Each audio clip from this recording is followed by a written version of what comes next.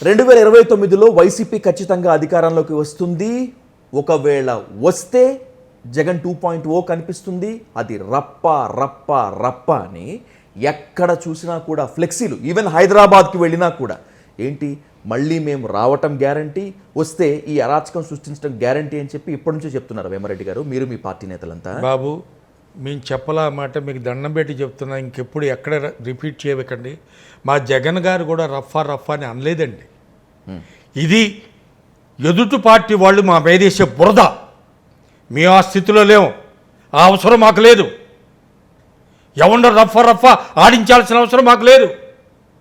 ఎవరో ఇట్లాగే ఇంటర్వ్యూలో ఎవరో పిల్లలు ఏదో సినిమా డైలాగులో ఎవరో ప్లాకార్డులోనూ ఎవరో రాసుకున్నారు సరదాగా, అది చూసి ఎవరో ఇట్లాగే విలేకరు అడిగితే ఏంటి రఫా రఫా అంటే కూడా నాకు ఏంటి దాని విషయం ఏంటి అన్నాడు. ఏదో సినిమాలో డైలాగ్, ఏదో సినిమా డైలాగ్ దాన్ని ఉందని రఫా రఫా అని మామూలుగా దాని గురించి ఆయన ఎవరు మేము కామెంట్ చేయలా. పిల్లలు ఎవరో ఏదో అనుకుంటున్న దానికి మాకు ఆపాదిస్తారేంటండి, ఇదే దరిద్రం ఏంటి. హత్య రాజకీయాలను వైసీపీ ప్రోత్సహించదా? ప్రోత్సహించదు. అరాచకానికి వైసీపీ ప్రోత్సహించదా? ప్రోత్సహించదు. ఈ ప్రశ్న మిమ్మల్ని ఇబ్బంది పెట్టచ్చు వేమారెడ్డి గారు, బట్ ఆన్ రికార్డ్ చెప్పండి, మిమ్మల్ని అడుగుతున్నాను. విజయవాడలో ఈ మధ్య కొంతమంది మావోయిస్టు నేతలని, కీలక మావోయిస్టుల్ని అదుపులోకి తీసుకున్నారు. సోషల్ మీడియా అంతా కూడా చంద్రబాబు నాయుడు గారి హత్యకు మావోయిస్టులతో జగన్మోహన్ రెడ్డి చేతులు కలిపారు అని చెప్పి ఒక రకమైన ట్రోలింగ్ నడిచింది. మీ వాకా వచ్చిందో లేదో నాకైతే తెలియదు, కానీ I'm saying it on the record.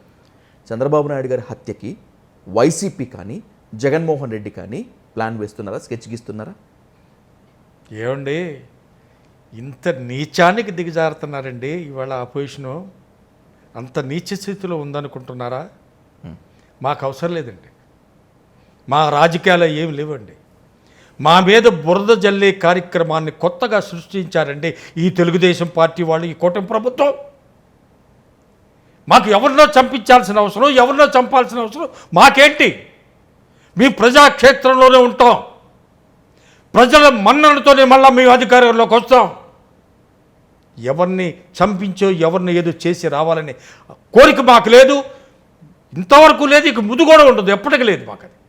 ఇది చాలా దుర్మార్గమైన అభియోగం ఎవరు చేసినా సరే. ఇది వాళ్ళందరూ ఒకసారి ఆలోచించుకోమని చెప్తున్నా. కొన్ని బురద జల్లి కార్యక్రమం చేసే కూడా కొన్ని హద్దు ఉండాలండి, హద్దులో చేయండి.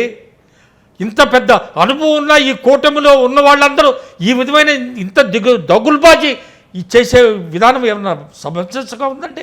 చంద్రబాబు నాయుడు గారి హత్యకు మావోయిస్టులతో జగన్ చేతులు కలిపారు, స్కెచ్ గీశారు అనేటువంటి దుర్మార్గమైనటువంటి ప్రచారాన్ని నేను కూడా ఒప్పుకోను. కానీ వేమారెడ్డి గారు, మేము ఎదుటివాడి చావు కోరము బాగుకోరమే అంటున్నారు మీరు. డెఫినెట్లీ నడి రోడ్డులో ఉరి తీసినా తప్పు లేదు చంద్రబాబు నాయుడు గారు అన్నది మీ అధినేత జగన్మోహన్ రెడ్డి. ఎప్పుడు అవసరమైతే కాల్చి చంపండి అని చెప్పి చంద్రబాబు నాయుడు అన్నది మీ అధినేత జగన్మోహన్ రెడ్డి. ఇప్పుడు దీనికే సమాధానం చెప్తారు? ఎప్పుడో ఏనాడు జరిగిన మాట అది.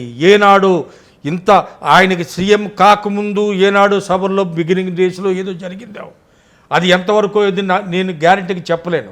కానీ ఆయన ముఖ్యమంత్రి అయిన దగ్గర నుంచి ఏనాడు కూడా ఒక ఫౌల్ పదం కానీ ఆయన నోటి నుంచి రాదు కూడా.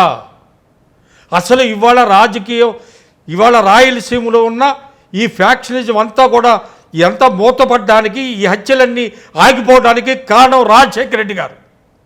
రాజశేఖర రెడ్డి గారు ముఖ్యమంత్రిగా ఉన్నప్పుడు ఈ హత్య రాజకీయాలను ప్రోత్సహించాల, అక్కడి నుంచే స్టార్ట్ అయింది మాది. ఆయన వచ్చిన తర్వాత జగన్మోహన్ రెడ్డి గారు అదే అవలంబించారు. మేము కూడా ఏనాడు ఎవరిని హత్య రాజకీయాలు మేము ప్రోత్సహించం కూడా, మాకు అవసరం లేదు. మీ ప్రజాస్వామ్యబద్ధంగా ప్రజల మధ్య నుంచి ప్రజల కోసం ప్రజల చేతే మేము ఎన్నుకోబడతాం. ఆ విధంగానే మీరు రాజ్యాధికారంలో వస్తాం, కానీ తప్పుడు మార్గాల్లో మీకు రావాల్సిన అవసరం మాకు లేదని చెప్తాం. సరే, వైఎస్ జగన్మోహన్ రెడ్డి గారికి మావోయిస్టులతో లింక్ లేదు, నక్సల్స్ పార్టీలతో సంబంధం లేదు, ఒప్పుకుంటాను వేమారెడ్డి గారు.